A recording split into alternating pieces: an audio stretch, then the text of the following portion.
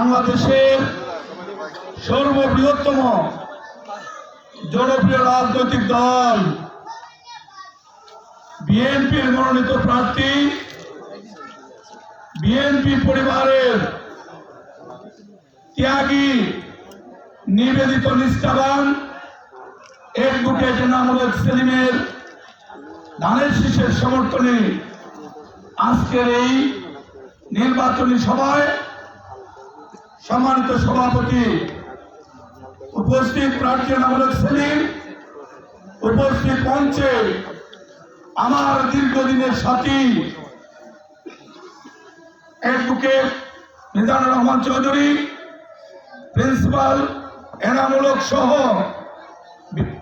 MD Mohit সহ ছাত্রদল, যুবদল, স্বেচ্ছাসেবক দল এবং বিএনপির বিভিন্ন অঙ্গ সহযোগী সংগঠনের প্রিয় নেতৃবৃন্দ, অত্র এলাকার সম্মানিত মুরব্বিয়ান, যুবক ভাইরা, পর্দার অন্তরালে আমার শ্রদ্ধা মা বোনেরা, আসসালামু আলাইকুম রহমতুল্লাহ।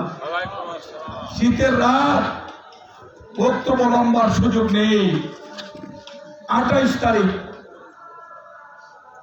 হবিগঞ্জের পৌরসভার মেয়র এবং কাউন্সিলর পদে সরাসরি ভোটের মাধ্যমে প্রতিনিধি নির্বাচনের একটি প্রক্রিয়া।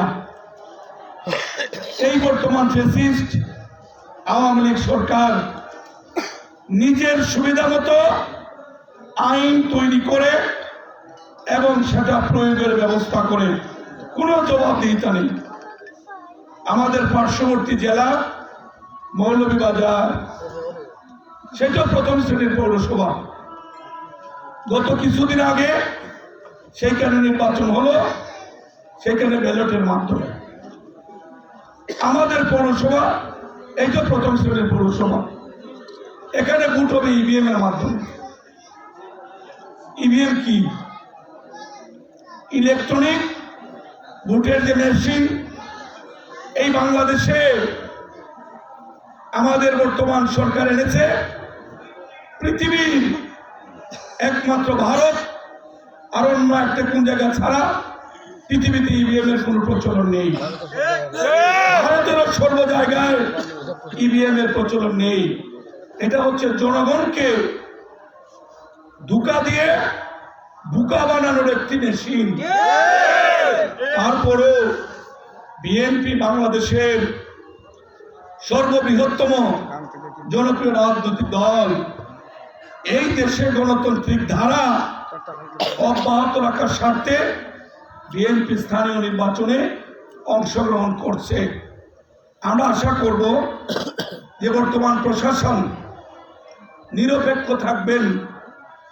এনামুল সেলিম বলেছে, হবিগঞ্জের মানুষ শান্তিপ্রিয় মানুষ, কিন্তু দাবি আদায়ের ক্ষেত্রে অন্যায়ের বিরুদ্ধে গর্জে উঠার সেই দুঃসাহস কিন্তু হবিগঞ্জের মানুষের আছে।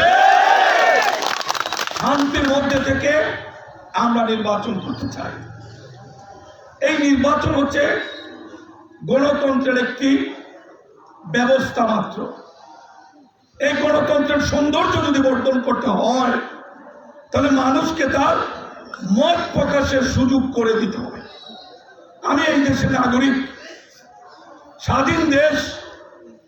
আজকে আমরা সুবর্ণ জয়ন্তী আর কয়েকদিন পরে আমরা উদযাপন করব। কিন্তু কত বড় দুর্ভাগ্য যে দাবির জন্য এই দেশের মানুষ 1971 সালে যুদ্ধ করলো, সেই 50 বছর পরে আজকে আমরা এই দেশে বিনা ভোটে সরকারের অধীনে আমরা সুবর্ণ জয়ন্তী উদযাপন করছি। এর চেয়ে কলঙ্ক ইতিহাসে, এর চেয়ে বড় ট্র্যাজেডি আর হইতে পারে না। তারপরও আমরা মনে করি যে সরকার তার শুভবুদ্ধির উদয় হবে, মানুষকে ভোট কেন্দ্রে যেতে দিবে, মানুষ তার ভোটাধিকার প্রয়োগ করবে এবং যে প্রতীকে ভোট দেবে সেইটা যেন কৌশলে ইভিএম এর আশ্রয় নিয়ে অন্য দলের প্রতীকে সেটা গণনার ব্যবস্থা না হয়। সত্য বেশি সময় চাপিয়ে রাখা যায়। আমরা চাই হবিগঞ্জে সুন্দর একটি নির্বাচন হোক।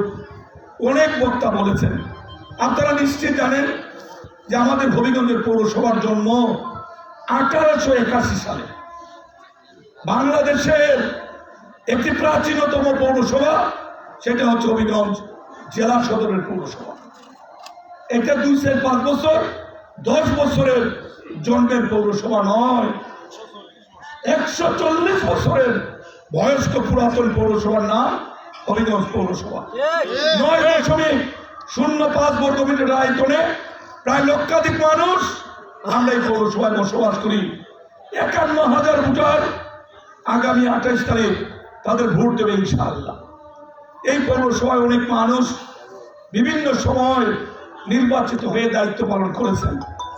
আমাদের দল বিএনপি আমার প্রতি ভালোবেসে আমাকে 2004 সালে এই পৌরসভার পৌরবাসীর খেদমতের জন্য আমাকে নমিনেশন দিয়েছিল, পৌরবাসী আমাকে ভোট দিয়েছিলেন। কিন্তু খেয়াল করবেন, আমি মাত্র 2 বছর আমার দল বিএনপি রাষ্ট্র ক্ষমতায় ছিল, আমি কিন্তু খুব বেশি দিন কাজ করার সুযোগ পাইনি। মাত্র 2 বছরে এই রোড ডিভাইডার মর্তুজবের বাসায় শহরের মধ্যে বাগান, এটা আমাদের অঞ্চলের মানুষ এর আগে কোনোদিন দেখার আমাদের সুযোগ হয় নাই।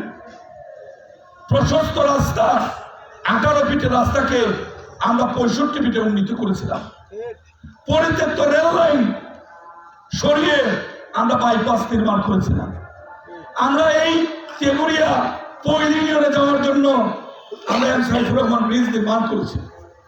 আমরা নবীগঞ্জের মানুষ, বানিয়াচং রাজবাড়ীগঞ্জের মানুষ, উমেদনগরের দ্বার প্রান্তে দুইটা ব্রিজ, শাহ এসএম কিবরিয়া সাহেবের নামে কিবরিয়া ব্রিজ, আর মুক্তিযুদ্ধের সেকেন্ড ইন কমান্ড আমাদের গর্ব এমএ রব সাহেবের নামে আমাদের রব ব্রিজ আমরা নির্মাণ করেছিলাম।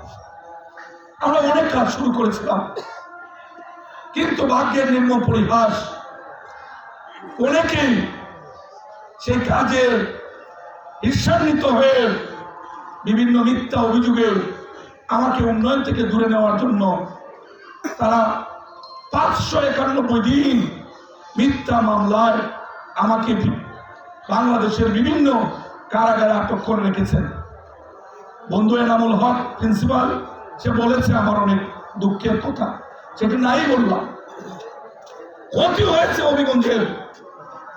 এই যে আপনাদের পাশে সড়ক ও জনপদের অফিস, আপনারা লক্ষ্য করেছেন ওয়াল ভেঙে রাস্তা আমি বড় করেছিলাম, আপনাদের খেয়াল আছে কিনা? গত কিছুদিন আগে আমি দেখলাম সড়ক ও জনপদ আবার ভিতর থেকে এসে রাস্তা ছোট করলো, কিন্তু বাধা দেওয়ার কেউ নাই। লক্ষ্য করছেন, যে রাস্তা আমরা বড় করলাম সড়ক ও জনপদ, সেই রাস্তা ছোট করে ওয়াল রাস্তার দিকে নিয়ে গেল, বাধা দেওয়ার কেউ নেই। কিন্তু আমি হঠাৎ করে বলতে পারি, আল্লাহকে সাক্ষী রেখে আমার দল বিএনপি রাষ্ট্রীয় ক্ষমতায় ছিল, অনেক মিথ্যাবাদী, অনেক প্রতারক, অনেক বন্ড একদিন না একদিন জনগণের সামনে তাদের মুখোশ উন্মোচিত হবে। হবিগঞ্জের পরিত্যক্ত জেল বৃন্দাবন কলেজের সামনে ডিসি ছিলেন সুলতান মাহমুদ, হবিগঞ্জের ডিসি ছিলেন। উনি একদিন আমার বললেন যে এই জেল ভাঙতে হবে, এত বড় ওয়াল ভাঙতে হবে। কি জন্য ভাঙবেন? বলে এখানে passport office, NSI office, food office, 3টা অফিস করতে হবে। আমি ওনাকে প্রশ্ন করলাম, রাষ্ট্রের কোটি কোটি টাকা খরচ করে যে প্রাচীন জেলের, পুরান জেলের যে দেয়াল নির্মাণ করা হয়েছে, সেটা বাংলার এখতিয়ার আমার আছে। এখন আমি ওনারে কি বলি? আমি বললাম, আমারে জনগণ ভোট দিয়া পৌরসভার মেয়র বানাইছে গুড়ার গাছ কাটার জন্য না। যদি আপনার ক্ষমতা থাকে, আপনি একটা জেলের ইট যদি খুলতে পারেন, আমি হবিগঞ্জের পৌরসভার মেয়র হিসাবে আমি দায়িত্ব পালন করব। ডিসি বেশি দিন থাকতে পারলেন না, ওয়ালও বানতে পারলেন না। সেইখানে আমি বেগম খালেদা জিয়ার সাথে সরাসরি দেখা করে সাইফুর রহমান সাহেবের সহায়তা নিয়ে এই পুরাতন জেলে আমাদের ছাত্রী বোনেরা যারা বৃন্দাবন কলেজে লেখাপড়া করে ছাত্রী হোস্টেল সেখানে নির্মাণ করে এখানে শুরু করে একটা টেলিভিশন এবং একটা ফ্রিজ আমার ব্যক্তিগত টাকা দিয়ে কিনে সেখানে মেয়েদেরকে ঢুকিয়ে দিলাম। আজকে সেখানে ভবন নির্মাণ হয়েছে, অনেকে বলে এটা নাকি তারা করছে। কত বড় মৃত্যু, কত বড় মৃত্যু! এই ছাত্রী হোস্টেল বেগম খালেদা জিয়া এবং সাইফুর রহমানের চেষ্টায় আমি ওদম জিকে ঘোষ ডিসি সাহেবকে ওয়াল বাঁধতে দিই। আজকে সড়ক জনপদের একজন নির্বাহী প্রকৌশলী, উনার পদমর্যাদায় পৌরসভার একাধিক কর্মকর্তা চাকরি করে আজকে উনি কিভাবে এই রাস্তার ওয়াল আবার রাস্তার দিকে উনি নিয়ে গেল, যেটা আমরা 10 বছর আগে ভেঙেছিলাম। এই সাহস পায় কিভাবে? দক্ষতা থাকতে হবে, যোগ্যতা থাকতে হবে। আমরা কেউ দোষারোপ করি না। শহীদ চৌধুরী উনি ছেড়ে দিয়ে আসলেন আপনাদের ভোটের পরে। আমার চাচা শ্রদ্ধা উনার পায়ে ধরে আমি সালাম করি। উনি সেই দিন আমার হাতে দিলেন 2,01,563 টাকা। বিদ্যুৎ বিল এই বাতি ছিল না, মনে আছে? ছোট ছোট বাতি 25 ওয়াট, 60 ওয়াট, হাইয়েস্ট 100 ওয়াট, খেয়াল আছে কিনা? এই বাতি যদি কুয়াশা হইতো নিচে একটু আলু কুটির নিচে সে আলোকিত করতে পারতো না। এই কথা নিশ্চয়ই আপনাদের মনে আছে। সেই সময় আমার চাচা 3 কোটি টাকা বিদ্যুৎ বিল পৌরসভায় রেখে গেলেন। আমার কাছে কোনো আলাউদ্দিনের চেরাগ ছিল না, আমার কাছে সততা ছিল, আমার কাছে জবাবদিহিতা ছিল। আপনারা দেখছেন, আমি বিশ্বাস করি আমি যে কাজগুলি করে এনামুল হক সেলিম আমার দীর্ঘদিনের আমার রাজনৈতিক সহকর্মী, সে পুরা 9টা ওয়ার্ড ঘুরছে, দেখছে আমার স্থান মানুষের হৃদয়ে। আমি জোর করে মানুষের হৃদয়ে প্রবেশ করি না, আমি আমার কর্ম দিয়ে মানুষের হৃদয়ে প্রবেশ করেছি। আপনারা দেখেছেন বাংলাদেশে সর্বপ্রথম যে প্রচলনটা ছিল সেটা ছিল জনগণের মুখোমুখি হবিগঞ্জের পৌর পরিষদ। খেয়াল আছে কিনা? সরাসরি বছরের বর্ষপূর্তিতে লাইভ অনুষ্ঠান হয়েছে, আমরা জনগণের মুখোমুখি হয়েছি। কোন ব্যাংকে কত টাকা আমাদের স্থিতি ছিল, কোন ব্যাংকে কত টাকা স্থিতি আছে, গত 1 বছরে আমরা কোন প্রকল্পে কত টাকা খরচ করেছি, সমস্ত কিছু হিসাব প্রতি বছরের শেষে হবিগঞ্জের মানুষের সামনে আমরা দিতাম। স্বেচ্ছাসেবী মানুষ, ওনাকে আমার কোনো সমালোচনা নেই। কিন্তু আমি গিয়ে পৌরসভায় ঢুকলাম, দুইটা জিজ্ঞাসা করলাম এই পৌরসভায় কি হয়। মান্থলি মিটিং পৌরসভার একটা রেওয়াজ, সারা মাসে একটা মিটিং হয়, সেইখানে নাকি বিরিয়ানি খাওয়া হয়। আমি জিজ্ঞাসা করলাম যে পৌরসভা বিদ্যুৎ বিল দিতে পারে না, যে পৌরসভার রাস্তাঘাট ভাঙা, এই পৌরসভার মানুষের বিরিয়ানি খায় কেন? আমি বললাম ভাই যতদিন আমি আছি বিরিয়ানি খাওয়া বন্ধ। আমি কিন্তু প্রথম বিরিয়ানি খাওয়া বন্ধ করছি। তারপরে দেখছি 60,000 70,000 টাকা চায়ের বিল, আপ্যায়নের বিল। তাহলে আমি এটা কেন? বলে পৌরসভার নাগরিকরা আসলে তাদেরকে চা বিস্কুট খাওয়ানো হয়।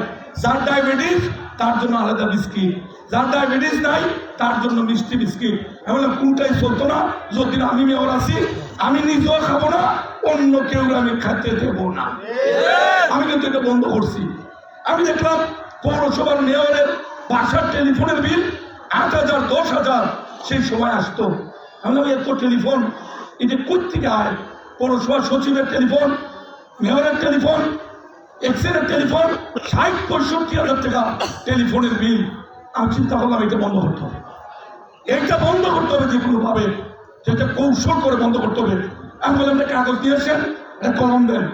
আমি এই TNT এক্সেন বরাবর অ্যাপ্লিকেশন লিখলাম যে মেয়রের বাসায় যে টেলিফোনটি আছে আজকে থেকে সেই টেলিফোনটি ইনকামিং থাকবে, আউটগোয়িং এই টেলিফোনে আর থাকবে না।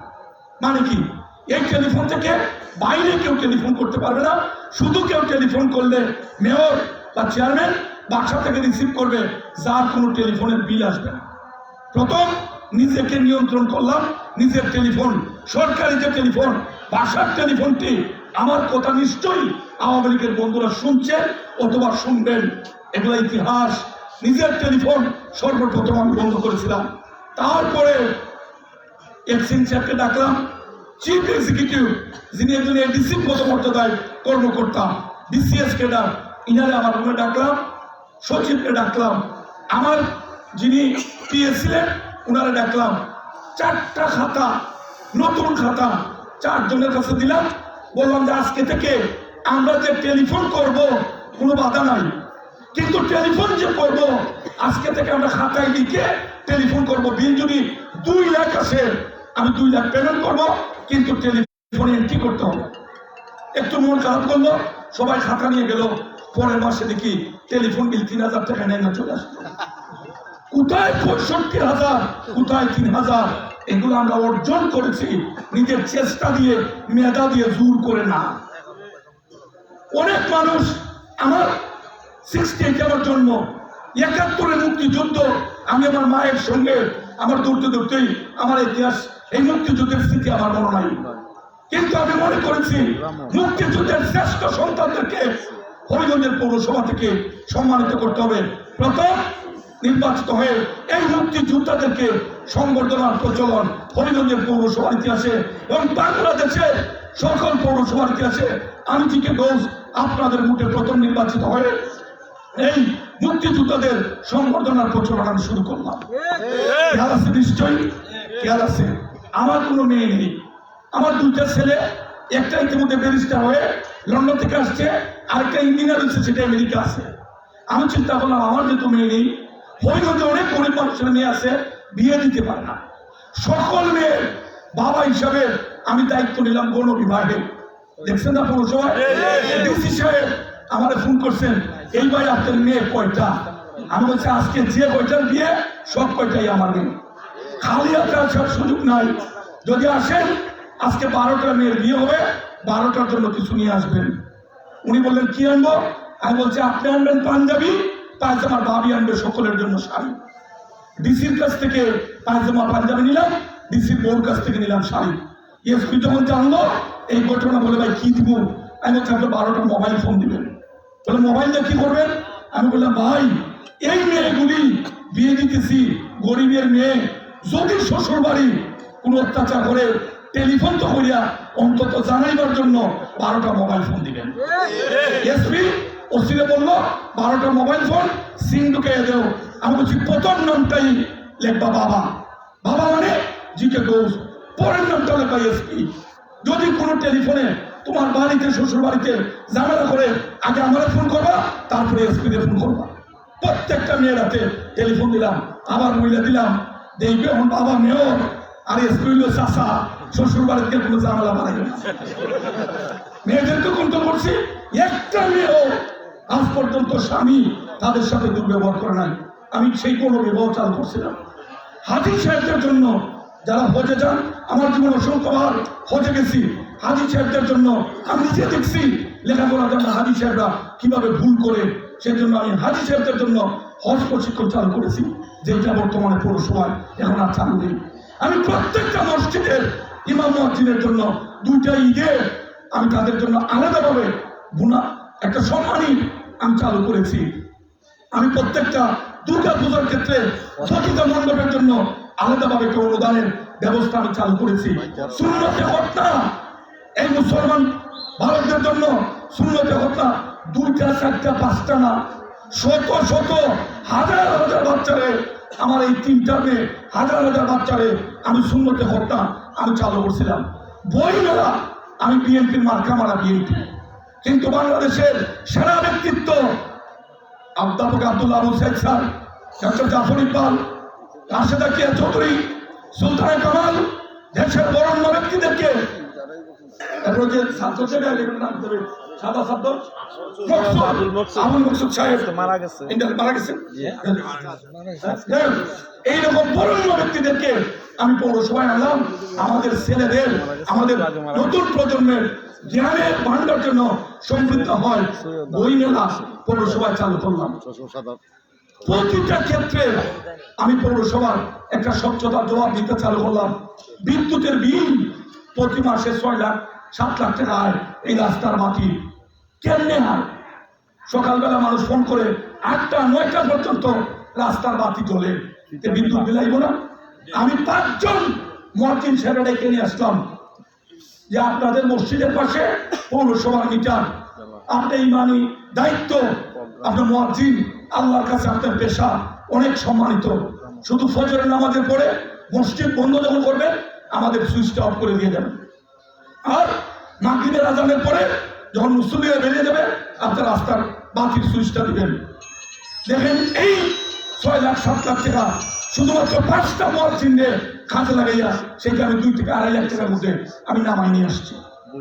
এগুলা চিন্তা করতে হয়, মানুষের জন্য ভালো কাজের চিন্তা করতে হয়। এগুলা বললাম এনামূলক সেলিম, পেশায় উকিল। যদি আল্লাহ আপনাদের ভোটে তাকে নির্বাচিত করে, আমার বিশ্বাস যে কাজগুলি আমি করে মানুষের হৃদয়ে অল্প হইলেও জায়গা করতে পারছি, এনামূলক সেলিম সেটা হবে ইনশাআল্লাহ। আজকে পৌরসভার বেতনের ব্যবস্থা নেই, স্টাফরা কান্দে, পয়সা কই দিয়া গেলা, কই তুইয়া গেলা, যাইতে দিয়া 3 কোটি, এখন তো স্যার নাই, এই মাসের বেতন আল্লাহ আল্লাহ টাকা গেল। এই যে আজকে উন্নয়ন হয়, যারা দায়িত্বে আছেন মিথ্যা বলবেন না, ভোট 28 তারিখ হইব। টোটাল প্রকল্প আমি জিকে ঘোষ, আমার পরিষদ, পৌরসভার কর্মকর্তা কর্মচারী, শায়েস্তাগঞ্জের সাবেক সচিব অশোক মাধব রায়, তৎকালীন ডিসি মাহমুদ হাসান, আর আমাদের বানিয়াচুঙ্গের ওয়ার্ড ব্যাংকে চাকরি করতেন জাহিদ হাসান, এই কয়জন মানুষের মিলে আমরা 100 কোটি টাকার যে প্রকল্প আনছিলাম, এই প্রকল্পই আজকে হবিগঞ্জে হইতেছে। তার মধ্যে আবার ভাগজুট, কাজের গুণগত মান, ঠিকাদার আমার দেখলে ঠিকাদারের জোর, স্বাভাবিক মানুষ কি খেয়াল আছে না? না খেয়াল হয় কিনা? সারাটা দিন পাহারা দিছি, মানুষ আমার ভোট দিয়া পাহারাদার রাখছে, না খেয়ে তেল দিয়ে ঘুমাইবার জন্য না। যতদিন পৌরসভায় দায়িত্ব পালন করছি আমি কিন্তু জেগে জেগে পাহারা দিছি, ঘুমাইয়া ঘুমাইয়া আমি কিন্তু টাকা গণি নাই। নিজে যেমন 1 টাকার দুর্নীতি করি নাই, 3 টার্ম আপনাদের ভোটে মেয়রের দায়িত্ব পালন করছি, 1 টাকা কাউকে চুরিও করতে দিই। দেখেন আমার নামে কত মামলা হয়েছে, আমি আমার দেশে কি বৃহত্তম দিছে না? সুনামগঞ্জে আমার 14 গোষ্ঠীর ভিতরে সুনামগঞ্জে কেউ নাই, ওইখানে ঠেলা গাড়ি ড্রাইভার মারছি। আর এইবার চাল্লা নামে দিনের ভোট রায় বুট চুরি 7 টাকা গাড়ি করলো, বুট চুরির সাইটিয়া জেল মারছি 14 দিন, দেখছেন না আপনারা? কিন্তু আমার নামে পৌরসভার মামলা নাই চলে গিয়া, যে হাত দিয়া 200 কোটি টাকার উপরে চেক দিছি, দেশি বিদেশি টাকা, সেই চেকে দৌসের নামে 2 পয়সার মামলা নাই কেন? কারণ আমাদের মধ্যে স্বচ্ছতা ছিল, জবাবদিহিতা ছিল। আজকে পৌরসভার কোনো স্বচ্ছতা নাই, আজকে পৌরসভার কোনো জবাবদিহিতা নাই। এই 1.5 বছরে যারা 1.5 বছর আগে বুঝছে না, বেটে বলে একসাথে হলে প্রতি রানে নাকি ছক্কা, বুঝছে না? হয়ে গেল ছক্কা।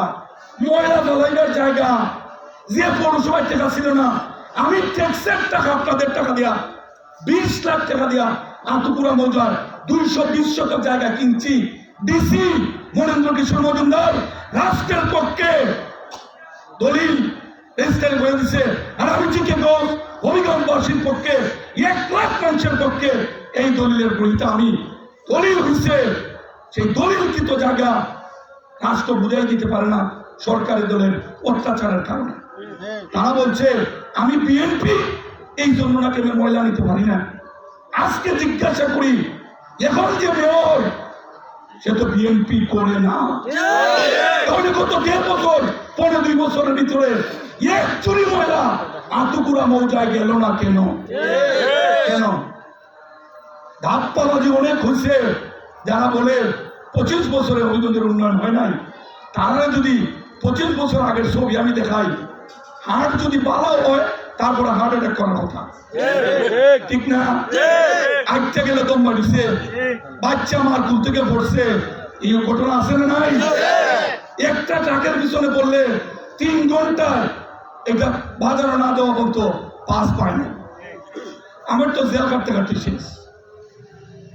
আর্মির সময় রাখলাম, সদরের এমপি সাহেব দয়া ভুলিয়া টাইনের ফাফ আমার খান্দ হ্যাঁ কিবরিয়া সাহেবের ঘটনা ওনার ফুলায় হয় কেটার মারছে গো ভাই টের ভাই ভাই সময় কিন্তু ফুরাইতাছে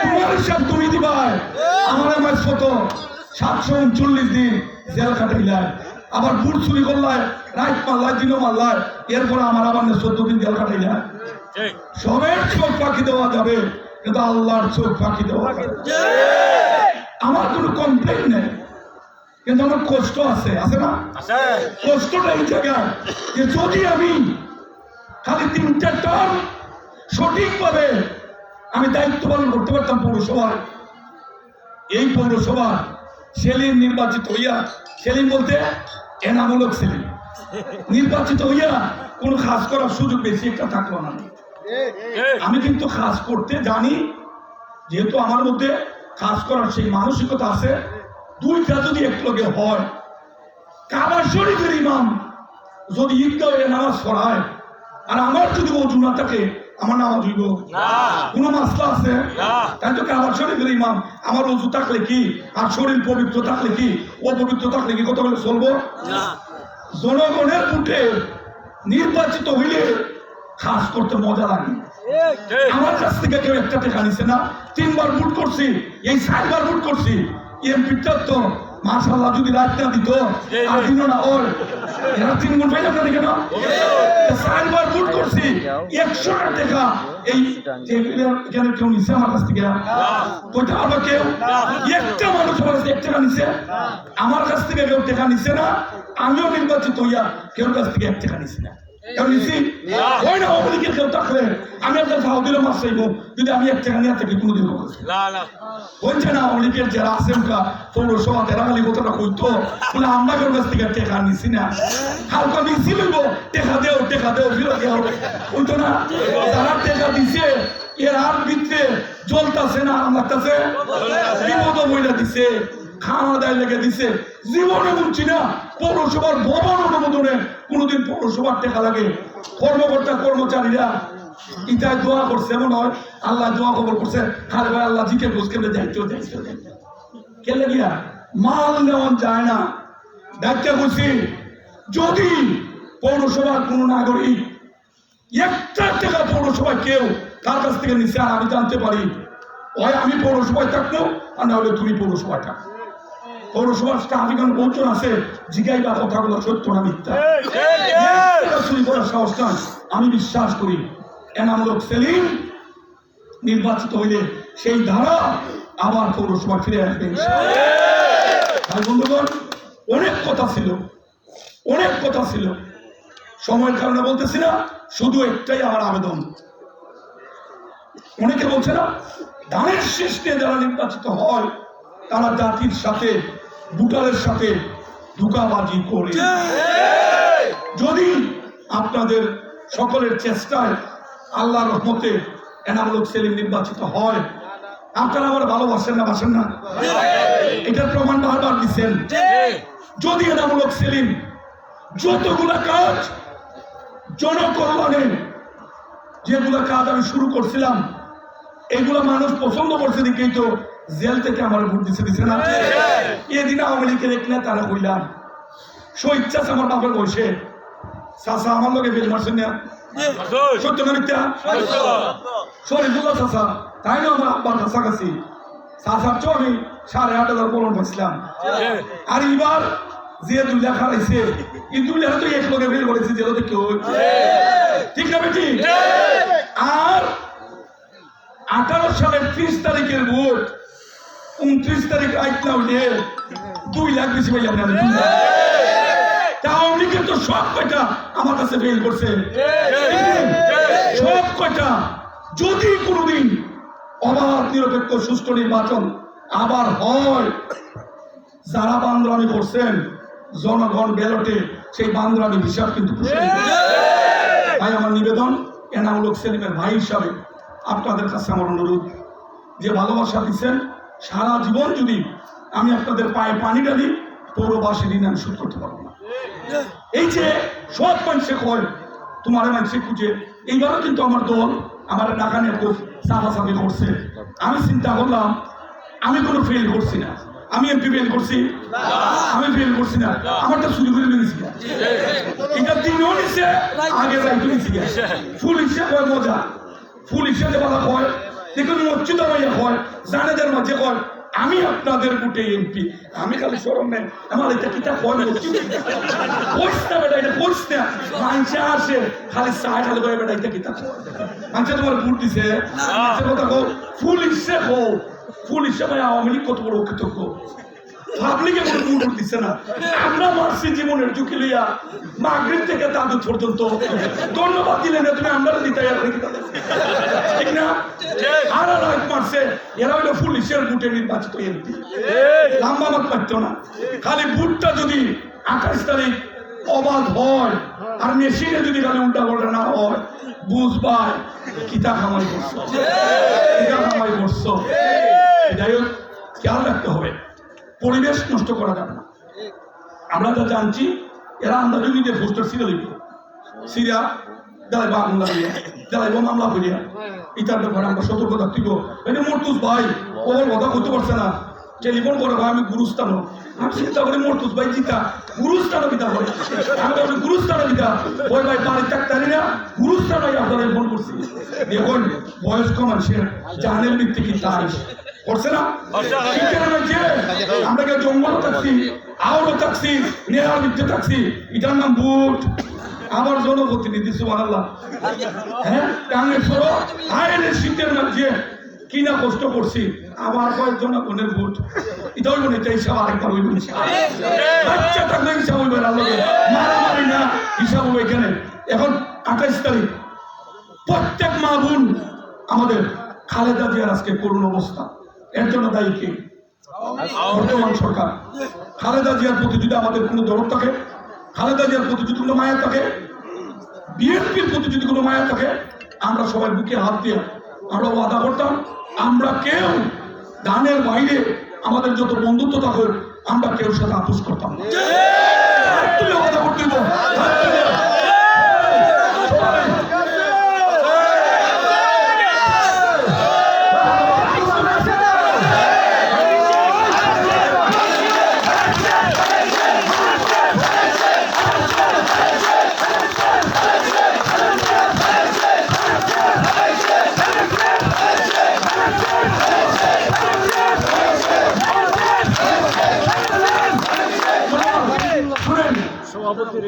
সবাই যেভাবে আল্লাহ সাক্ষী রেখে ওয়াদা করছেন, আমার বিশ্বাস ইনশাআল্লাহ ধানের শীষের বিজয় কেউ চিনে নিতে পারবে। এটা মূলক ছিলেন আমার বয়সের ছোট, আমি তার বড় ভাই, আমি কথা দিতেছি যতগুলা ভালো কাজ পৌরসভায় ছিল, যদি এনামূলক সেলিম নির্বাচিত হয় ইনশাআল্লাহ আবার জনকল্যাণে সমস্ত কাজ সে চালু করবে। আর যদি এনামূলক সেলিম কোন পার্সেন্টেজ গত 2.5 বছর ধরে পৌরসভা যেটা চলছে এটা নাম্বার হয় না, আগে হচ্ছিলাম 5%, উনকা মানুষের 10%, আল্লাহ এইসব কি পার্সেন্ট, এনামূলক সেলিমের কোনো পার্সেন্টেজ লাগবে না। যদি এনামূলক সেলিম কোনো পার্সেন্টেজ চালু করে মেয়র হইয়া সে থাকবে পৌরসভায়, বিএনপি তার সাথে থাকবে। আমরা সবাই মিলে মানুষের মঙ্গলের জন্য রাজনীতি করি, মানুষের পকেট খালি করার জন্য, মানুষের ধোঁকা দিয়ে মানুষকে বোকা বানানোর রাজনীতি আমরা করি। সবাই আমরা আল্লাহর কাছে সাহায্য চাইব, 28 তারিখ সারাটা দিন আমরা যেন সুন্দরভাবে আমাদের মতামত আমরা ব্যক্ত করতে পারি। সন্ধ্যার সময় আমরা যেন আমাদের ভোটের বিজয়ের রেজাল্ট নিয়ে আমরা যেন সকলে একত্রিত মিলিত হতে পারি। আল্লাহ যেন আমাদের সেই তৌফিক দেন। আমাদের প্রিয় নেতা জনাব তারেক রহমান সাহেব সে লন্ডনে বসে সারা বাংলাদেশে বিএনপিকে সংগঠিত করার জন্য, বিএনপিকে নির্বাচনে জিতানোর জন্য উনি দিক নির্দেশনা দিচ্ছেন। আমরা ওনার দিক নির্দেশনায় সারা বাংলাদেশে আনাচে কানাচে আমরা আমার মতো হাজার হাজার লক্ষ লক্ষ কর্মী আমরা সকলে মিলে কাজ করে যাচ্ছি। আমার সকলের কাছে বিশেষ করে তেজুরিয়ার মই মুরব্বী মা বুন্দা যারা আছেন, আপনারা অতীতে যেভাবে আমার ভালোবাসছেন, এইবার আমার প্রতি যে আপনাদের দয়া ভালোবাসা আমি অনুরোধ করব, সেই ভালোবাসাটা এবারে এনামূলক সেলিমের প্রতি আপনারা দেখাইবেন, ধানের শীষের প্রতি আপনারা দেখাইবেন। ইনশাআল্লাহ করতে চাই। তাহলে এটাই এনামূলক সেলিমের ধানের শীষে আগামী 28 তারিখ আপনাদের সুচিন্তিত মতামত ব্যক্ত করবেন, এই আশাবাদ ব্যক্ত করে এই আশাবাদ ব্যক্ত করে এই সুন্দর অনুষ্ঠানে যারা দীর্ঘ সময় বয়স্ক মুরব্বিয়ান কষ্ট করে বসে দাঁড়িয়ে, আমাদের চেয়ার তো আমাদের কাছে এত পয়সা নাই, আমরা যেহেতু মানুষের পয়সা দিয়ে রাজনীতি করি না, দেখবেন অনেক মানুষ যা বসা তার চেয়ে বেশি মানুষ দাঁড়িয়ে, যারা দাঁড়িয়ে আছেন তাদের কাছে আমরা ক্ষমা চাচ্ছি, আমাদেরকে নিজ গুণে মাফ করবেন। এবং